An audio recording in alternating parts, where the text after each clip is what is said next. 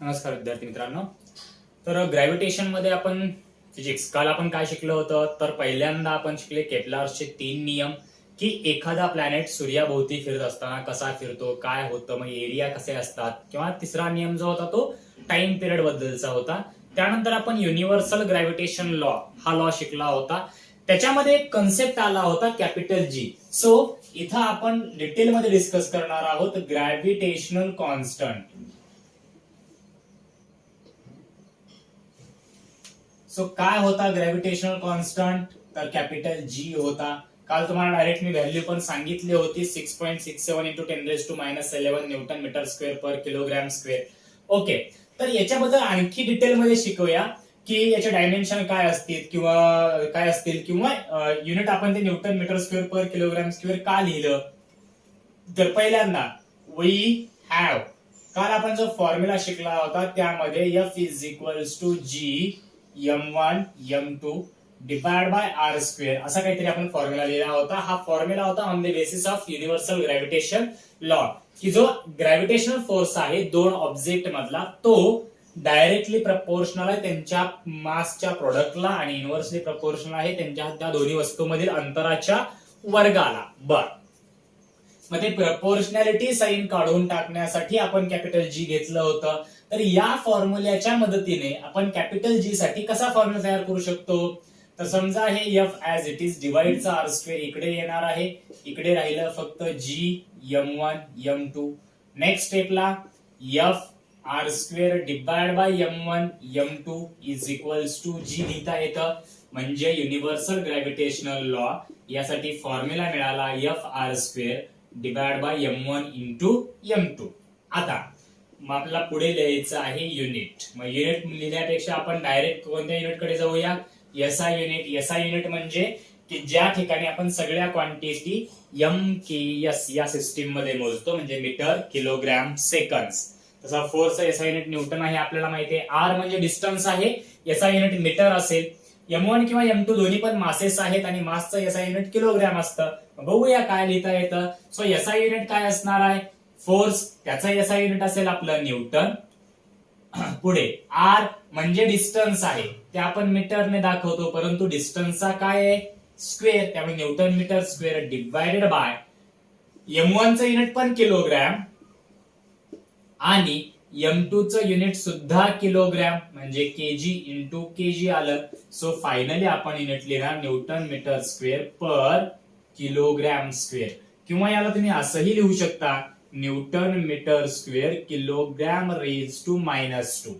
Dot वगैरे कुठेही काही द्यायचा नाहीये. आपण पहिल्या चॅप्टर मध्ये डिटेल मध्ये पाहिलेलं आहे, ज्या ठिकाणी आपण एसआय युनिट लिहिण्याचे जे काही कन्व्हेन्शनल रूल होते त्या रूल मध्ये शिकलो होतं.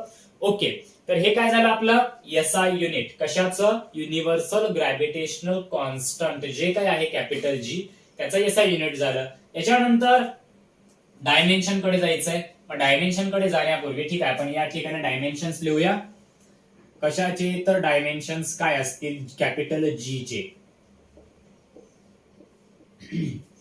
डायमेन्शन्स मध्ये पहिल्यांदा सो डायमेन्शन ऑफ जी म्हणजे पहिल्यांदा आपण लिहिणार डायमेन्शन ऑफ एफ, नंतर डायमेन्शन ऑफ आर परंतु त्याचा स्क्वेअर आहे, डिवाइडला डायमेन्शन ऑफ m1 पहिल्या मासचे डायमेन्शन, नंतर डायमेन्शन ऑफ m2 लिहून घेऊ. फोर्सचे डायमेन्शन आपल्याला माहिती आहेत L1 m1 t-2. का बरं, फोर्स म्हणजे काय, मास इंटू एक्सेलरेशन. मास आहे म्हणजेच m1 आहे. बर, एक्सेलरेशनचं युनिट काय असतं किंवा कशा, एक्सेलरेशनचा फॉर्म्युला काय असतो, डिस्टन्स डिवाइड बाय टाइमचा स्क्वेअर किंवा व्हेलॉसिटी डिवाइड बाय टाइम म्हटलं तरी चालेल. मग त्या बेसिसवरती किंवा थोडक्यात युनिट वरून लक्षात ठेवा, एक्सेलरेशनचं unit metre per second square. Metre आहे म्हणून L1, पर सेकंड डिवाइडला आहे परंतु स्क्वेअर आहे म्हणून t-2. त्यानंतर आर, आर म्हणजे परत डिस्टन्स आहे त्यामुळे आपण ते लेंथ लिहिणार L चा पॉवर 1 परंतु त्याचा घातांक किती आहे 2. डिवाइडला इथं m1 मास आहे त्यामुळे m2 सुद्धा मास आहे त्यामुळे कॅपिटल M. शेवटी M याचा पण रेज पॉवर 1 याचा पण रेज पॉवर 1 डिवाइडला m⁻2 येणार. आता फायनली काय होतं पाहूया, L1 m1 t-2 into L1 into 2 राहतं आणि डिवाइडला m raise power 1 m raise power 1 एकत्र लिहिलं, m चा रेज पॉवर 2 येणार त्याला वरती उचललं, m रेज टू -2 आलं. फायनली एकाच लाईन मध्ये लिहायचं असेल तर L1 आणि L2 हे मिळून होतं L3. m1 -2 इट्स -1 आणि t -2. So these are the dimensions of universal gravitational constant. SI unit लिहिले, डायमेन्शन लिहिले. आता आपल्याला व्हॅल्यू बद्दल जे काही आपण बोललो होतो ती व्हॅल्यू काढायची, पण त्यापूर्वी आपण आधी ऍक्सलरेशन ड्यू टू ग्रॅव्हिटी शिकून घेऊ. त्याच्यात तिन्ही जे काही कन्सेप्ट आहेत, म्हणजे अर्थच्या सरफेसला ग्रॅव्हिटी किती असेल, ग्रॅव्हिटी म्हणण्यापेक्षा ऍक्सलरेशन ड्यू टू ग्रॅव्हिटी किती असेल, त्वरण की जो काही फोर्स आपण शिकलेला आहे न्यूटनच्या लॉचा उपयोग करून, ज्या फोर्स बद्दल आपण फॉर्म्युला बघितलेला आहे, मग असा जो फोर्स आहे तो पृथ्वीवरच्या प्रत्येक वस्तूवरती सुद्धा अप्लाय होतोय. कोणाद्वारे अप्लाय होतो? पृथ्वीद्वारे, अर्थद्वारे. अर्थ कडून प्रत्येक ऑब्जेक्ट कडे हा अप्लाय होते. मग समजा हा ऑब्जेक्ट पहिल्या केसमध्ये जर सरफेसला असेल, ही आपली अर्थ आहे असं गृहीत धरू, या सरफेसला जर एखादा ऑब्जेक्ट असेल तर त्या ठिकाणी फोर्स किती असेल, सरफेस पासून काहीशा हाईटला किती असेल, किंवा सरफेस पासून काहीशा डेप्थला तो फोर्स किंवा ह्या फोर्समुळे तयार होणारं ऍक्सलरेशन किती असेल. ह्या 3 केसेस झाल्यानंतर आपण ज्या काही कॉन्स्टंट व्हॅल्यू निवडणार आहोत, उदाहरणार्थ आपण अर्थचं मास जे आहे ते किती असतं किंवा रेडियस किती आहे, ह्या दोन्हींच्या कॉन्स्टंट ज्या व्हॅल्यू आहेत त्यांच्या मदतीने आपण कॅपिटल जी साठी फायनल इक्वेशन किंवा फायनल व्हॅल्यू फाइंड करू शकतो.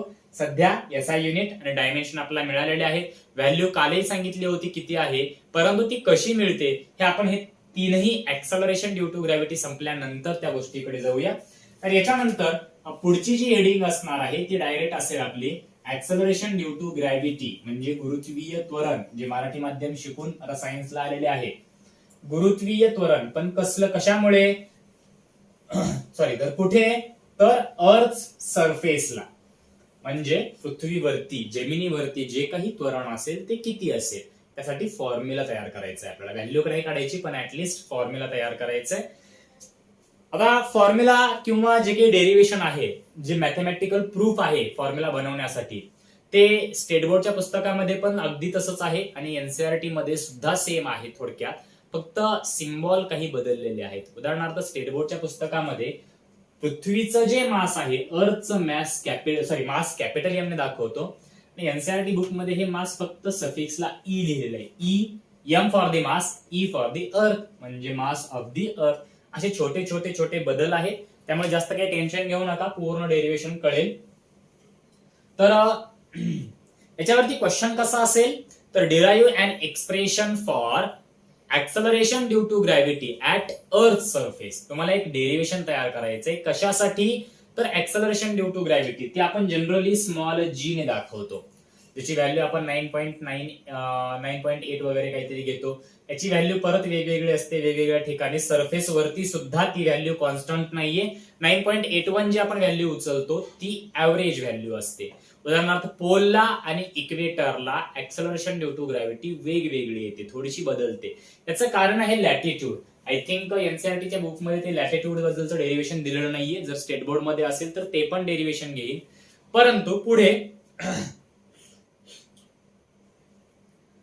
आता इथं क्वेश्चन तर आपल्याला कळला की एक्सप्रेशन तयार करायचंय कशासाठी, ऍक्सलरेशन ड्यू टू ग्रॅव्हिटी, पण कुठे, ऍट अर्थ सरफेस. मग आता त्याची मांडणी, आधी त्या डेरिव्हेशन मध्ये येणाऱ्या महत्वाच्या गोष्टी त्यांची एक लिस्ट बनवायची. लिस्ट बनवण्यापूर्वी आपण काय समजतोय, कशाबद्दल बोलतोय, हे थोडीशी प्रास्ताविक आपल्याला बोलावं लागतं. ते बोलण्यासाठी काय करणार आपण, तर लिहायला चालू करायचंय. Consider an object of mass small m is placed at Earth's surface.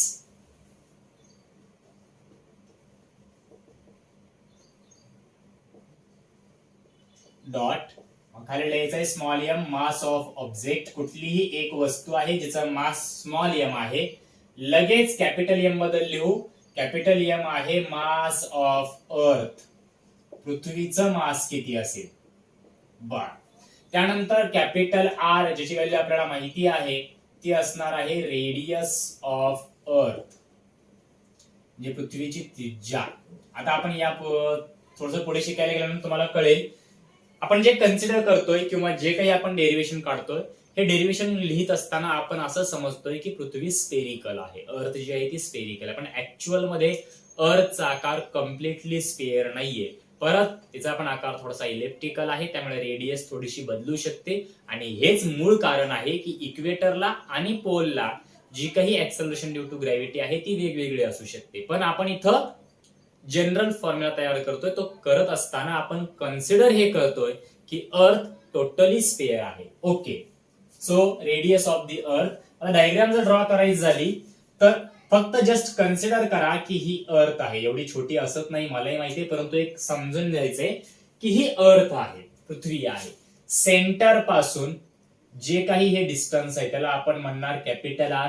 Object जो आहे तो या ठिकाणी आहे, ज्याचं मास स्मॉल एम आहे, आणि अर्थचं मास आपण किती घेतलेलं आहे, कॅपिटल एम. मग ह्या ऑब्जेक्ट मधलं आणि अर्थच्या सेंटर, अर्थचा सेंटर आणि ऑब्जेक्ट दोन्ही मधलं डिस्टन्स किती असणार आहे, तर जेवढी अर्थची रेडियस आहे तेवढं डिस्टन्स असणार आहे.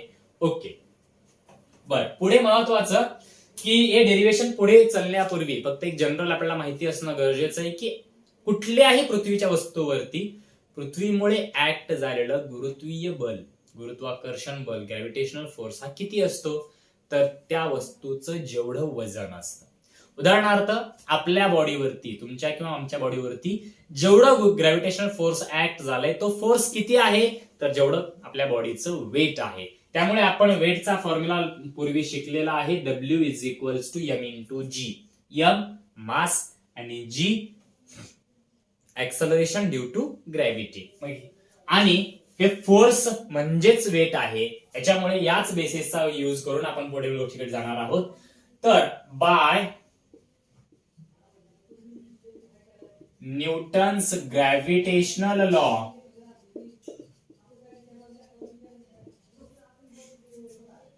Force acting on object is, किती असणार आहे तो, समजा तो आपण एफ ने दाखवला तर कॅपिटल जी ग्रॅव्हिटेशनल कॉन्स्टंट. मगाशी आपण जो फॉर्म्युला शिकलाय तोच, म्हणजे पूर्वीच्या व्हिडिओमध्ये किंवा मगाशी आपण जो लिहिला होता जस्ट काही मिनिटापूर्वी, तोच फॉर्म्युला लिहायचा आहे. तो फॉर्म्युला परत रिमाइंड करतो, F is equals to G M1 M2 divide by R square, असा काहीतरी फॉर्म्युला होता. इथं M1 M2 म्हणजे ज्या दोन ऑब्जेक्ट मध्ये हा फोर्स आहे त्या ऑब्जेक्टचे मासेस होते. मग इथं हा फोर्स कोणत्या कोणत्या ऑब्जेक्ट मध्ये, तर पहिला ऑब्जेक्ट आहे अर्थ, दुसरा ऑब्जेक्ट आहे सरफेसला असणारी वस्तू. त्यामुळे पहिल्यांदा अर्थचं मास जे आपण कशाने दाखवलंय, कॅपिटल एम ने. त्यानंतर त्या वस्तूचं मास, त्या ऑब्जेक्टचं मास ते किती आहे, स्मॉल एम, आणि डिवाइडला आर स्क्वेअर म्हणजे त्या दोन वस्तू मधलं जे अंतर आहे त्याचा वर्ग असणार आहे. मग इथं हे डिस्टन्स कुठून घ्यायचंय, तर अर्थच्या सेंटर पासून ऑब्जेक्ट पर्यंत, म्हणजेच काय असणार आहे, तर रेडियस ऑफ द अर्थ. त्यामुळे तो काय असेल, small R square. So F is equals to capital G M into small M divide by R square. 9 याला इक्वेशन नंबर 1 म्हणायचंय. बट काय असतं नेमकं,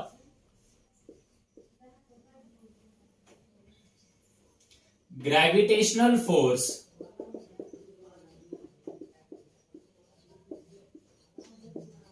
acting on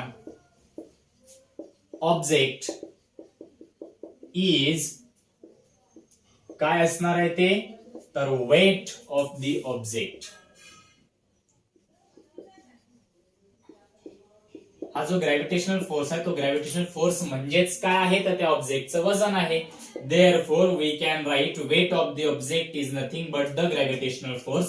But formula for weight is mass into acceleration due to gravity. हे मास कोणाचं घ्यायचंय, तर ज्या ऑब्जेक्टचं वेट आहे त्याच मास घ्यायचंय. त्यामुळे आपण ह्या ऑब्जेक्टचं स्मॉल एम हे मास घेणार आहोत, small M into G. F साठी फॉर्म्युला आपण इक्वेशन 1 मध्ये काढलाय, capital G capital M into small M divide by R square. Now हे स्मॉल एम दोन्ही साईडला आहे, काय होणार आहे, कॅन्सल. तर formula for acceleration due to gravity at earth surface is capital G capital M divide by R square.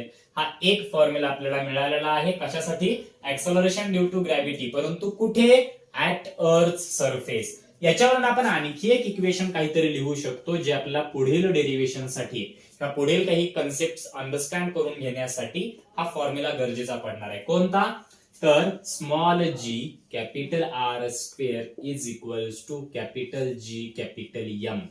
हा एक महत्वाचा फॉर्म्युला असणार आहे. हा तुमचं हे डेरिव्हेशन इथंच संपवतं, पण ह्या फायनल जीच्या फॉर्म्युल्यावरून फक्त डिवाइडचं कॅपिटल आर स्क्वेअर इकडे आणा, मल्टिप्लाय करा. हे जे काही इक्वेशन मिळतं हे मोस्ट इम्पॉर्टंट इक्वेशन आहे पुढील काही बीट अंडरस्टँड करून घेण्यासाठी. आणि इथं ज्या वेळेस तुम्ही कॅपिटल जी कॉन्स्टंट आहे, व्हॅल्यू आपल्याला माहितीये, capital M mass of the earth ते पण कॉन्स्टंट आहे, पुढे कॅपिटल आर म्हणजे रेडियस ऑफ द अर्थ ते सुद्धा कॉन्स्टंट आहे. ह्या तिन्हींच्या कॉन्स्टंट व्हॅल्यू जर आपण इथं ठेवल्या आणि त्यांचं कॅल्क्युलेशन केलं तर जी काही व्हॅल्यू स्मॉल जी साठी मिळते ती 9.81 अशी काहीतरी असते. त्यापैकी आपण फक्त 9.8 घेतो कॅल्क्युलेशन साठी. जर एमसीक्यू मध्ये स्मॉल जी चा वापर करायचा असेल तर अप्रॉक्सिमेटली आपण स्मॉल जी हे 10 घेऊन कन्सिडर करतो एमसीक्यूज मध्ये, कारण कॅल्क्युलेशन करायला वेळ नसतो तुमच्या एक्झाम मध्ये, त्यामुळे ऍव्हरेज आन्सर्स तुम्ही काढले तरी चालतं, काही प्रॉब्लेम नाहीये. परंतु 10 घेण्यासाठी प्रश्नामध्ये उल्लेख केलेला असावा, या एका गोष्टीची काळजी घ्यायची आहे की स्मॉल जी जर प्रश्नामध्ये किती घ्यायचं हे सांगितलंच नसेल तर तुम्हाला 9.8 घ्यावं लागेल. परंतु काही क्वेश्चन असे असतात ज्यात उल्लेख केलेला असतो small G is equals to 10 metre per second square, त्यावेळेस मात्र स्मॉल जी ची व्हॅल्यू 10 घ्यायची. 9.8 किंवा 10, 9.8 ही आपण करेक्ट म्हणू शकतो, 10 ही ऍव्हरेज किंवा अप्रॉक्सिमेट व्हॅल्यू म्हणू शकतो. कशी मिळते? Capital G 6.67 10⁻11, capital M mass of the earth 5.98 हे अॅक्युरेट आहे, परंतु 6 × 10⁻24 किलोग्राम हे ऍव्हरेज आहे, अप्रॉक्सिमेट आहे. आणि कॅपिटल आर जवळपास आपण 6400 किलोमीटर म्हणतो, परंतु ऍक्च्युअल मध्ये किती आहे ती 6379 किलोमीटर एवढी व्हॅल्यू आहे. त्याला आपण अप्रॉक्सिमेटली 6400 किलोमीटर म्हणतो, त्याला मीटर मध्ये बदलायचं, व्हॅल्यूज ठेवायच्या आणि कॅल्क्युलेशन करायचं. सो हे कॅल्क्युलेशन केल्यानंतर फायनली जी साठी व्हॅल्यू मिळते 9.8 मीटर पर सेकंड स्क्वेअर. आता बोलता बोलता मी कॅपिटल एम आणि कॅपिटल आर दोन्हींच्या पण अप्रॉक्सिमेट आणि अॅक्युरेट व्हॅल्यू सांगितलेल्या आहेत, त्या नोट डाऊन केल्या तरी चालतं, कारण ह्या व्हॅल्यूच्या आधारावरती आपल्याला कॅपिटल जी ची व्हॅल्यू कशी मिळते हे फाइंड करायचंय. पुढे तर हे होतं ऍक्सलरेशन ड्यू टू ग्रॅव्हिटी, परंतु कुठे? ऍट अर्थ सरफेसला, पृथ्वीच्या सरफेसला हे ऍक्सलरेशन ड्यू टू ग्रॅव्हिटी किती असेल ते आपण कॅल्क्युलेट केलं. तर इथं हा बीट संपतो आणि सोबतच आजचं लेक्चर पण संपणार आहे. थोडस सुरुवातीला काल सांगितल्याप्रमाणे सुरुवातीचे काही लेक्चर्स आपण कमी कमी वेळेचे घेणार आहोत. यानंतर आपण हळूहळू टाइम वाढवत जाऊया. उद्याच्या लेक्चरमध्ये आपण याच्यासाठीच फॉर्म्युला तयार करायचा आहे, म्हणजे एक्सेलरेशन ड्यू टू ग्रॅव्हिटी, पण कुठे? तर अर्थच्या सरफेस पासून काहीशा उंचीवरती, म्हणजे ज्या ठिकाणी सॅटेलाइट्स वगैरे काही आहेत किंवा अर्थच्या बाहेर म्हणजे कुठे? तर ग्रॅव्हिटेशन फील्डच्या बाहेर अजिबात नाही, जिथपर्यंत अर्थची ग्रॅव्हिटेशन फील्ड आहे त्याच्या आतमध्येच, परंतु सरफेस पासून काहीशा उंचीवरती हे ऍक्सेलरेशन ड्यू टू ग्रॅव्हिटी किती असेल, कसं बदलतं याबद्दल डिस्कस करणार आहे. आणि सोबत उद्या दोन आपण शिकणार आहोत की एकतर हाईटला पण, आणि जर आपण सरफेस पासून खाली जात असो, काही खड्डा खणत असो, जिथं आपण खाणी वगैरे असतात, शक्यतो जे काही आपला इंधन मिळतं, फ्युअल मिळतं किंवा सोनं वगैरे जे काही मिळतं आपल्याला ते खड्डा खणल्यानंतर मिळतं. म्हणजे या खाणीमध्ये जेवढं तुम्ही खोल जाता, जास्त खोल गेल्यानंतर ऍक्सेलरेशन ड्यू टू ग्रॅव्हिटी सुद्धा कमी होतं. का कमी होतं हे मॅथमॅटिकल प्रूफ आपण दोन्ही गोष्टी, सॅटेलाइट अर्थच्या सरफेस पासून काहीशा उंचीवरती किंवा सरफेस पासून काहीशा डेप्थ मध्ये, दोन्ही ठिकाणी ऍक्सेलरेशन ड्यू टू ग्रॅव्हिटी कमीच होतं. आणि कसं कमी होतं हे आपण नेक्स्ट लेक्चरमध्ये पाहणार आहोत. दोन्ही कन्सेप्ट एकाच व्हिडिओमध्ये असणार आहेत, त्यामुळे एकही व्हिडिओ मिस करू नका. चॅनलला सबस्क्राईब करा, जेणेकरून लगेच तुम्हाला व्हिडिओ अपलोड झाल्यानंतर नोटिफिकेशन मिळेल. तुम्ही लगेच तो कन्सेप्ट क्लिअर करून घेऊ शकता. आणि काल सांगितल्याप्रमाणे याच्यासोबत आणखी कुठल्या फिजिक्सच्या कन्सेप्ट बद्दल तुम्हाला जर काही माहिती, इन्फॉर्मेशन पाहिजे असेल, शिकवावं असं वाटत असेल, जे काही कन्सेप्ट कळत नाही तसं वाटत असेल, तर ते कमेंटमध्ये विचारा, जेणेकरून त्यावरती सेपरेट व्हिडिओ बनवून अपलोड करत जाईल. धन्यवाद.